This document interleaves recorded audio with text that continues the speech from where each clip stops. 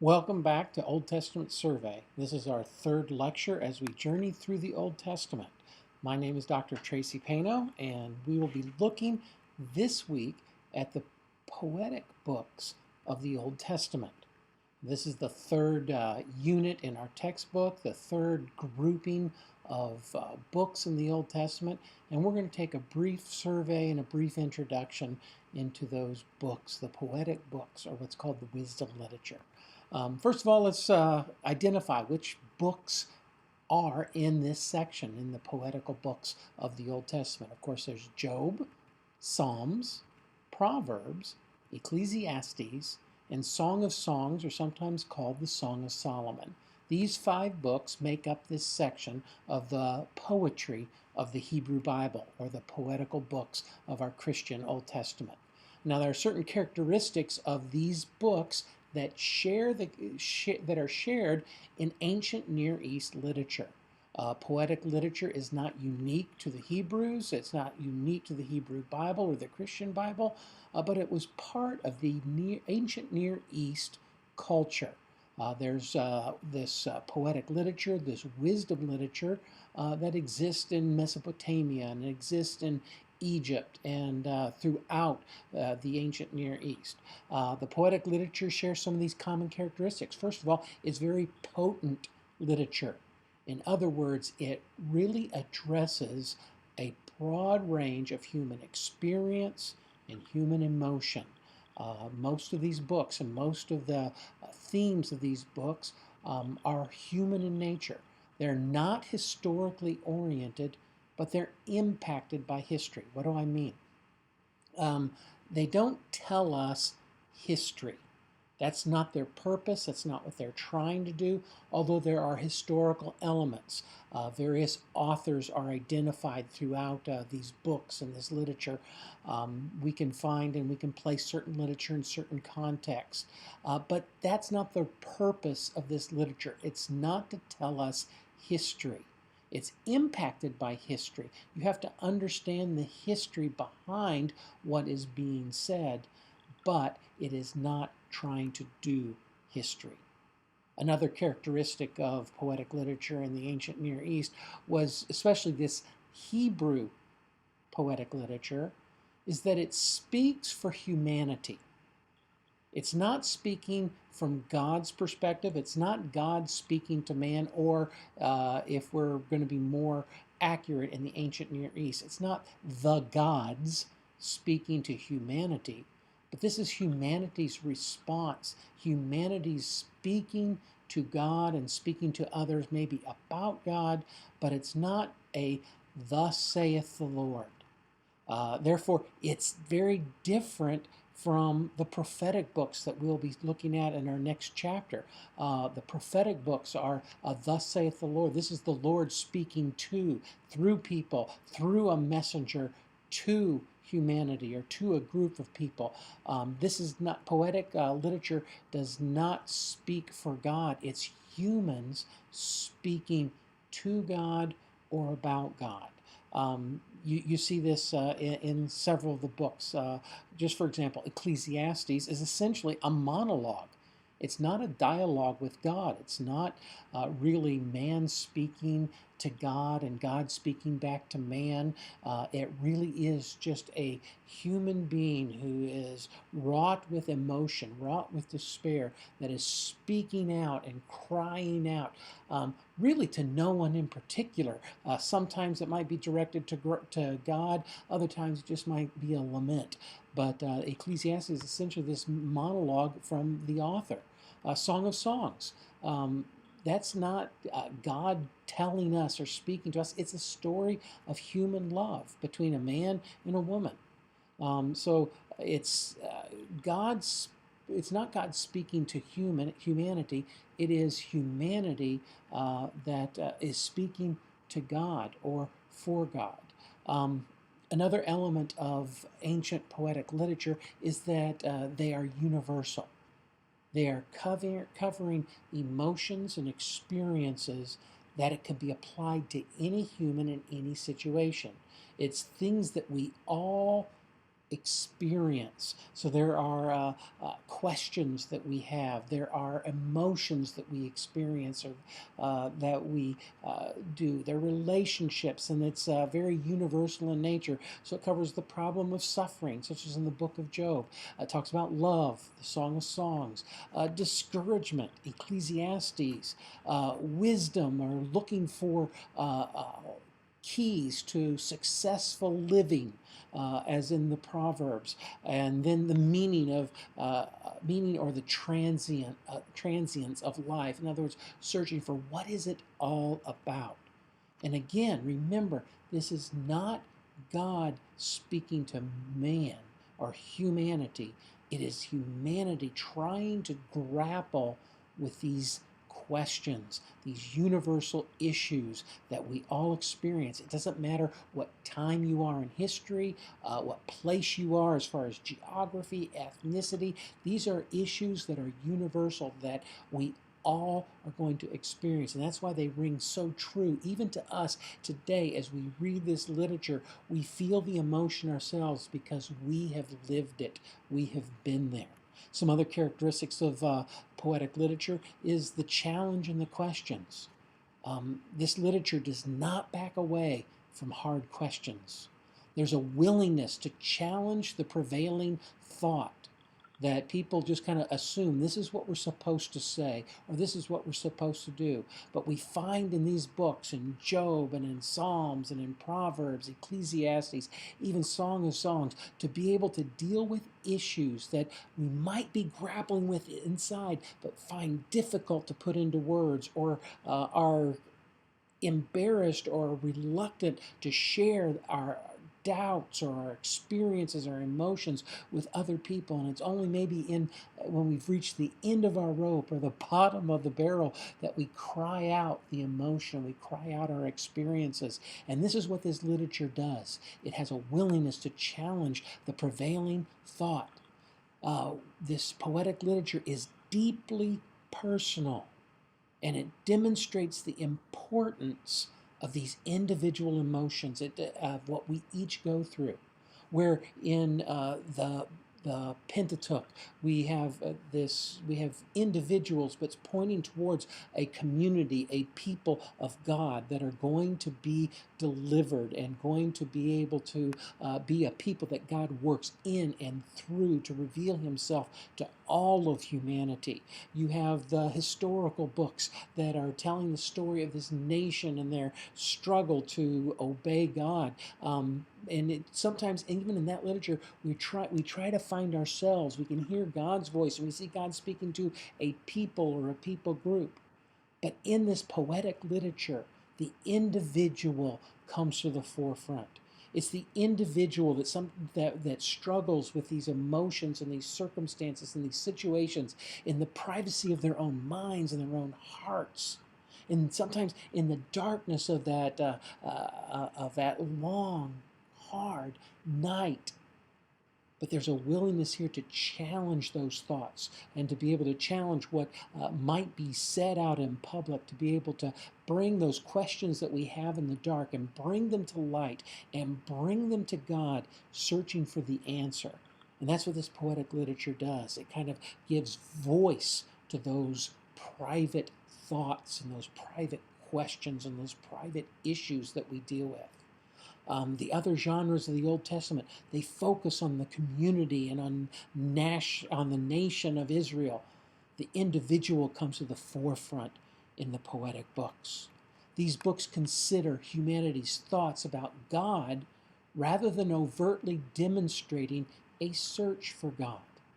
Here in the Hebrew Bible and in the Christian Old Testament, in the poetic literature, a relationship with God is already assumed, but sometimes it's the crying out for that relationship or the questions that come out of that relationship. But it doesn't really overtly demonstrate a search for God, although it might be happening covertly. It's our humanity's response to God, our thoughts about God and God's world that comes to the forefront in the poetic literature. The focus here is on the individual. Now, the poetical books include a genre called wisdom literature. Job, Proverbs, and Ecclesiastes share features of the wisdom literature of the ancient Near East. Parts of the Psalms also contain elements of wisdom literature, but not all the Psalms are wisdom literature. And the Song of Songs is similar to wisdom literature. It's not definitively categorized as wisdom literature, but it all fits together. So within the poetical books of the Old Testament, we have the genre of wisdom literature. And there are some features of the wisdom literature. First of all, there's two basic styles. The first one contains proverbial maxims about life that are didactic and usually optimistic. In other words, they're trying to teach us something about life, how to live life successfully, the keys to being able to maneuver through life. And so in all of ancient Near East wisdom literature, you have these proverbial maxims. Of course, Proverbs is the example of what this is, a collection of these wisdom sayings that teach us something about life. The second style of wisdom literature is this sagacious discourses or essays dealing with life's problems and are usually pessimistic. In other words, these sages of the ancient Near East, they give these long monologues or they tell these stories dealing with life's problems, and they're usually going to have a pessimistic outlook, and things are going to go wrong. You get this in the book of Job. The entire book of Job is that narrative unfolds. That's this type of style. You also get it in the book of Ecclesiastes, dealing with despair and doubt and the meaning of life. Represent these two basic styles. So you have the proverbial maxims that are very optimistic, and you have these discourses by the sages, or these stories, essays by the sages that are usually pessimistic, each of them trying to answer questions. What is the meaning of life? How do I live life successfully? How do I deal with my doubts? How do I deal with my emotions?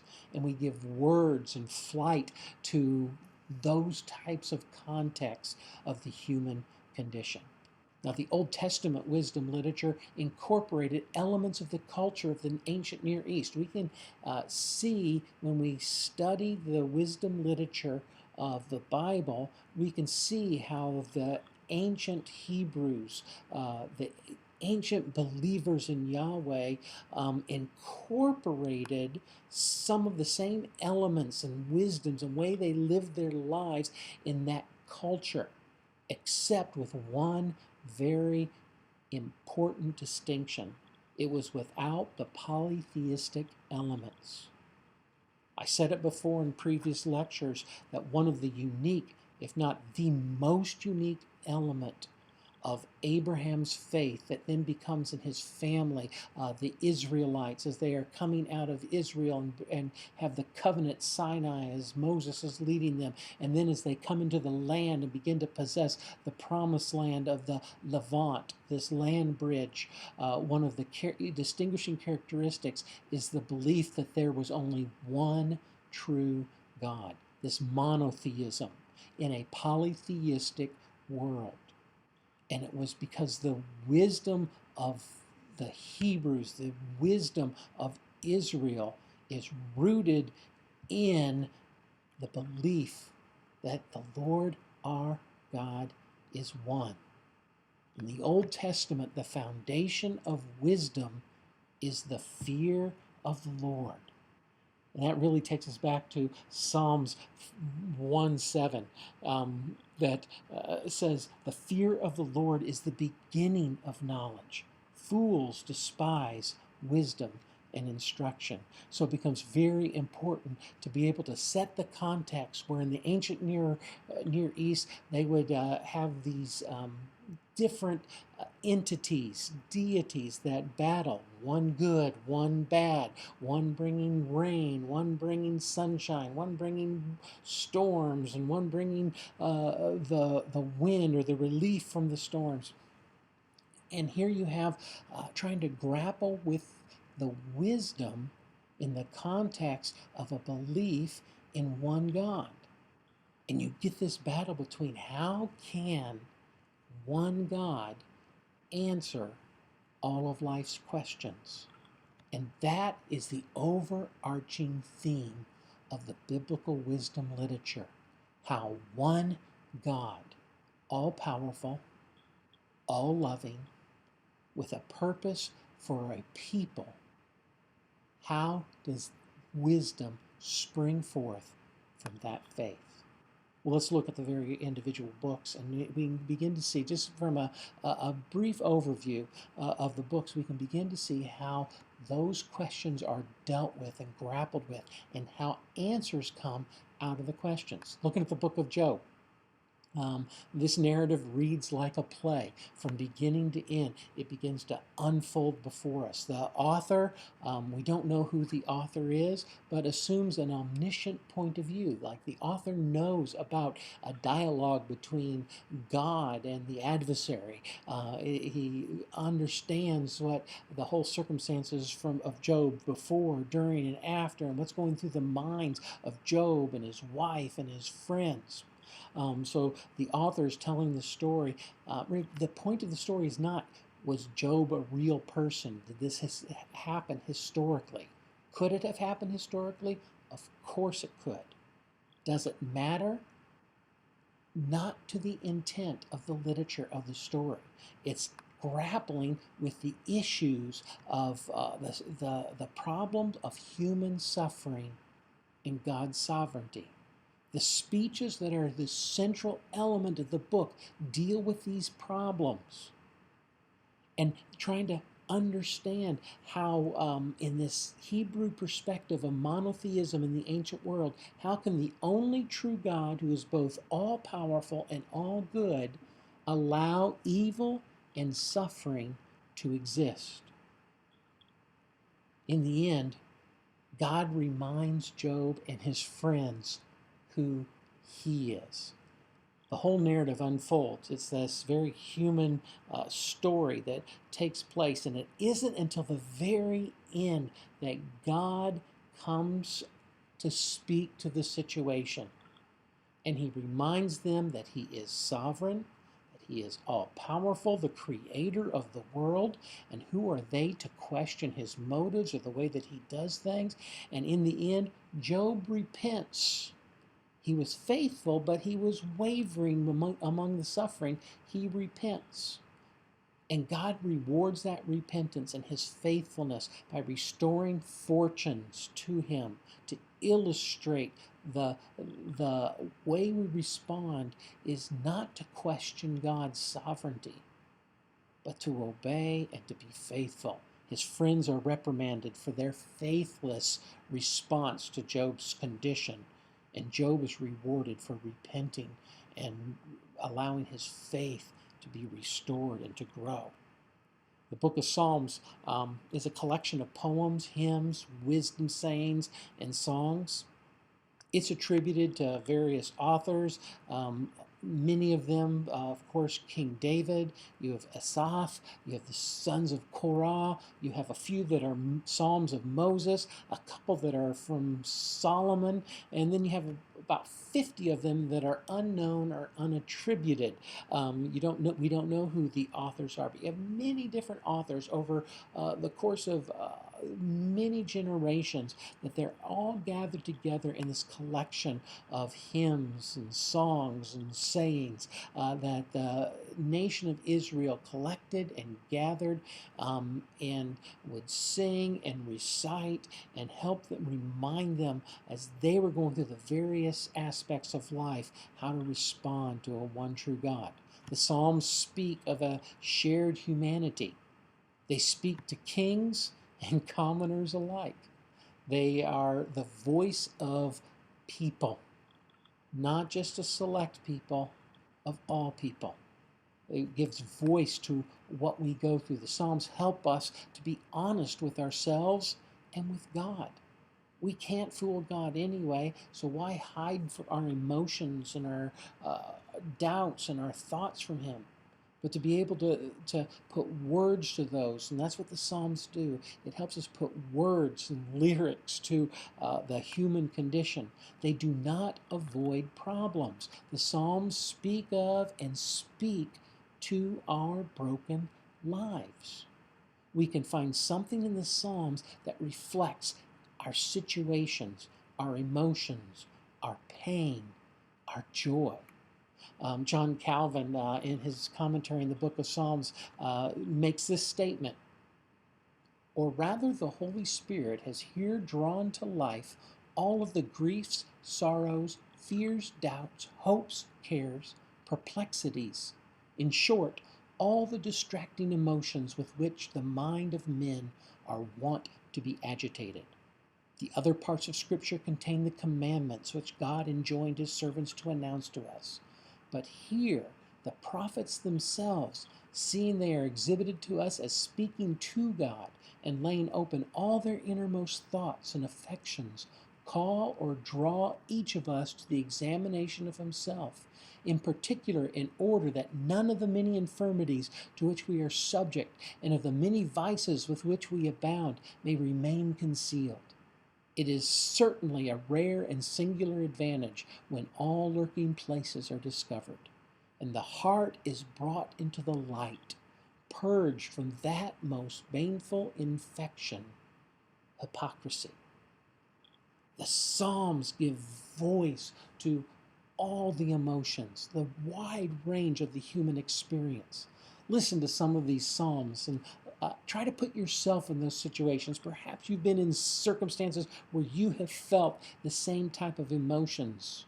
In Psalm 6, O Lord, rebuke me not in your anger, nor discipline me in your wrath. Be gracious to me, O God, for I am languishing. Heal me.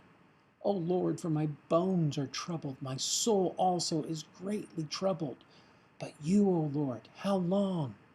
Turn, O Lord, deliver my life. Save me for the sake of your steadfast love. For in death there is no remembrance of you. In Sheol, who will give you praise? I am weary with my moaning. Every night I flood my bed with tears. I drench my couch with my weeping. My eyes waste away because of grief. It grows weak because all of my foes. Psalms 22, the first two verses. The psalmist cries out, my God, why have you forsaken me? Why are you so far from saving me from the words of my groaning? Oh my God, I cry by day, but you do not answer, and by night, but I find no rest. Have you ever been there where you have felt far from God, where you have cried all the tears you think you can cry, that you are distant and you're hurt and you're mourning? That's the emotion of these Psalms. Psalm 43, verse 5, why are you cast down, O my soul? And why are you in turmoil with me? And here's the turn. Hope in God, for I shall again praise him, my salvation and my God. In Psalm 91, just reading the whole thing again, he who dwells in the shelter of the Most High will abide in the shadow of the Almighty. I will say to the Lord, my refuge and my fortress, my God, in whom I trust. For he will deliver you from the snare of the fowler and from the deadly pestilence. He will cover you with his pinions, and under his wings you will find refuge. You see, the Psalms, one is discouraged, now the other is looking to God as a refuge. In Psalm 118, verse 1, it says, oh, give thanks to the Lord, for he is good, and his steadfast love endures forever. In Psalm 100, the first two verses, make a joyful noise to the Lord, all the earth. Serve the Lord with gladness. Come into his presence with singing. Do you see and do you feel just the wide range of emotion from the depths of despair and feeling like the enemies are surrounding to the joy that is in the Lord, the refuge that he provides, the redemption that he provides from our enemies? Oh, the human emotion that is shared there in the Psalms. Trimper Longman wrote a book, How to Read the Psalms. And in chapter 5, which was titled Mirror of the Soul, he says this: The Psalms appeal to the whole person. They inform our intellect, arouse our emotions, direct our wills, and stimulate our imaginations. Wow. They inform our intellect. They help us know how to think, how to process some of the emotion and the questions that go on in our soul and in our minds. They arouse our emotions. Some of the emotions, reverence. Psalm 5, verse 7. But I, through the abundance of your steadfast love, will enter your house. I will bow down toward your holy temple in the fear of you. Psalm 8 begins in verse 1 and ends in verse 9. O Lord, our Lord, how majestic is your name in all the earth. Reverence. Shame. One of the emotions that we feel as humans, Psalm 44, starting with verse 9. But you have rejected us and disgraced us and have not gone out with our enemies. You have made us turn back from the foe, and those who hate us have gotten spoil. You have made us like sheep for slaughter and have scattered us among the nations. You have sold your people for a trifle, demanding no high price for them. You have made us the taunt of our neighbors, the derision and scorn of those around us. You have made us a byword among the nations and a laughingstock among the peoples. All day long my disgrace is before me, and shame has covered my face. Sadness. Psalm 6, verse 6 and 7. I am weary with my moaning. Every night I flood my bed with tears. I drench my couch with my weeping. My eyes waste away because of grief. It grows weak because of all my foes. Anger. Psalms 5, verse 8 through 10. Lead me, O Lord, in your righteousness because of my enemies. Make your way straight before me, for there's no truth in their mouth. Their inmost self is destruction. Their throat is an open grave. They flatter with their tongue. Make them bear their guilt. O God, let them fall by their own counsels. Because of the abundance of their transgressions, cast them out, for they have rebelled. Have you ever wanted to do that to someone who has hurt you or somebody who has stood against you? You wanted God to revenge, and you wanted to shout out in anger towards them. That doesn't mean that's what God is directing us to do. It's not a command.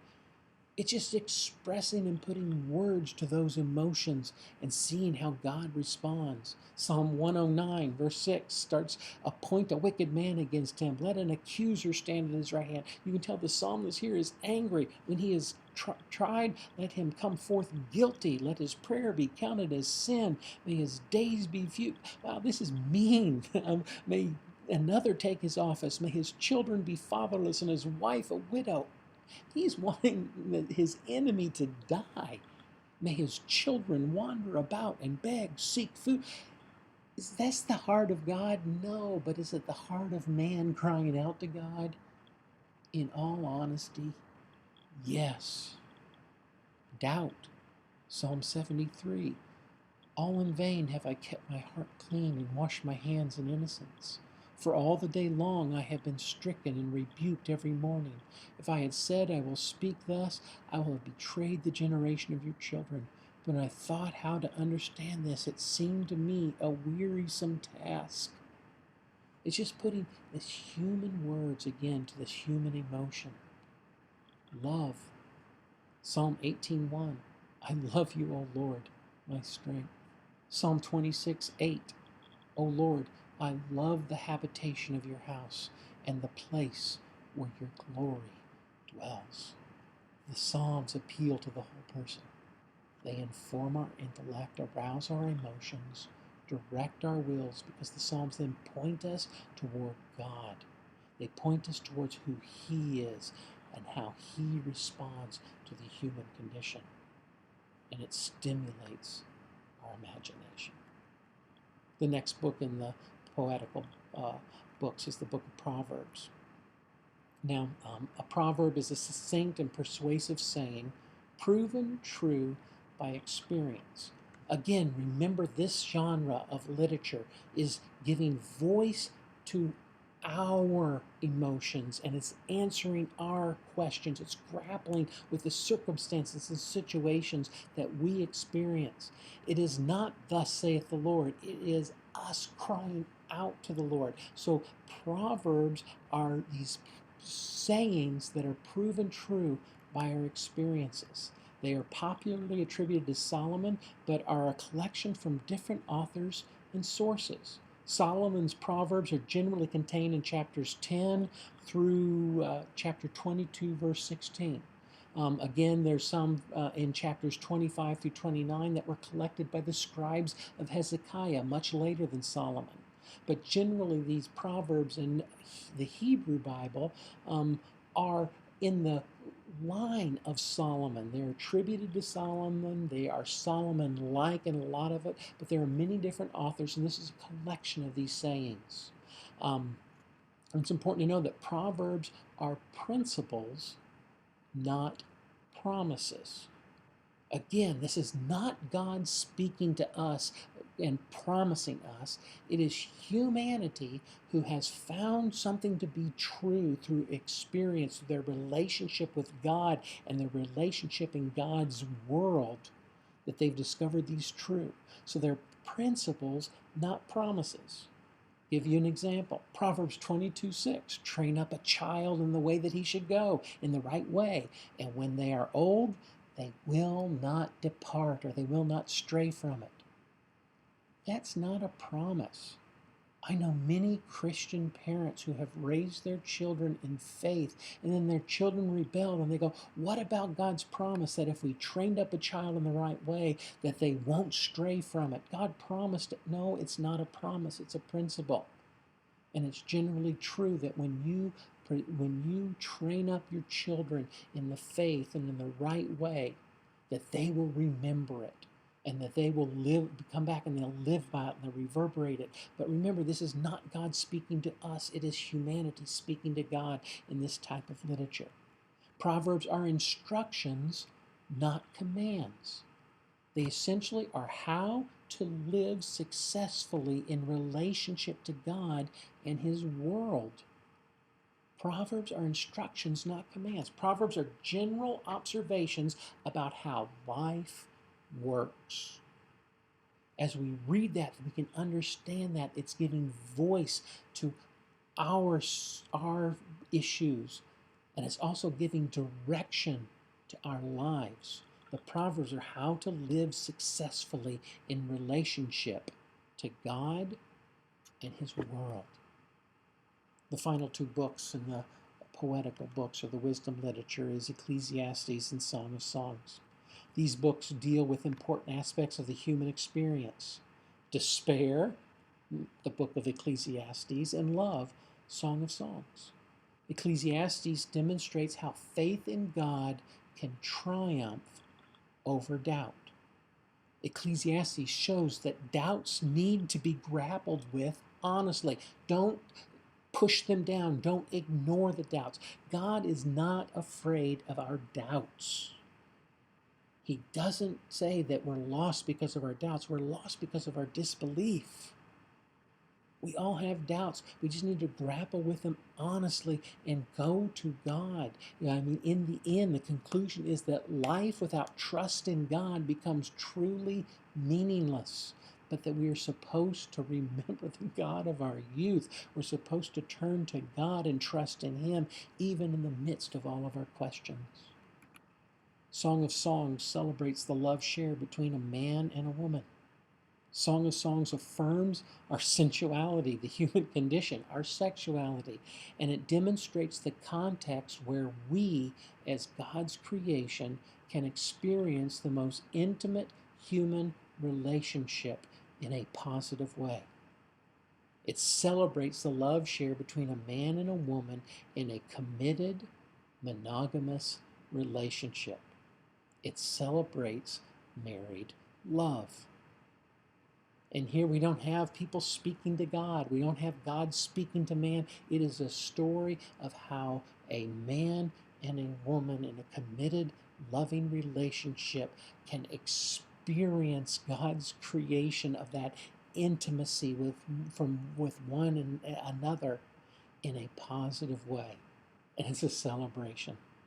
And each of these books demonstrate a way that we can live our lives in relationship to God through His Word, in His world.